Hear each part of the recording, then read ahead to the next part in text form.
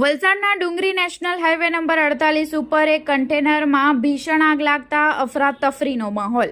વલસાડના ડુંગરી national highway number 48 પર હોલ્ડોન hotel નજીક મુંબઈથી સુરત તરફ જઈ રહેલા માર્ગના ત્રીજા ટ્રેક ઉપર એક કન્ટેનરમાં અચાનક આગ લાગી હતી।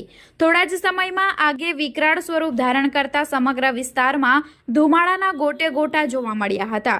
ઘટનાની જાણ થતાં ડુંગરી પોલીસની ટીમ, બાલાજી કંપનીની ફાયરની ટીમ અને વલસાડ નગરપાલિકાની ફાયર બ્રિગેડ તાત્કાલિક ઘટના સ્થળે દોડી આવી હતી અને આગ ઉપર કાબૂ મેળવવા માટે કામગીરી હાથ ધરી હતી। જો કે કન્ટેનરમાં લાગેલી આગ ભીષણ હોવાથી ફાયર વિભાગની ટીમને આગ ઉપર કાબૂ મેળવવામાં ભારે જહેમત ઉઠાવવી પડી રહી હતી। આ ઘટનાને પગલે પોલીસ દ્વારા સલામતીના ભાગરૂપે નેશનલ હાઈવે પર વાહનોની અવરજવર થોડા સમય માટે બંધ કરવામાં આવી હતી, જેના કારણે અંદાજે 5 કિલોમીટર સુધી હાઈવે ઉપર ટ્રાફિક જામના દ્રશ્યો સર્જાયા હતા।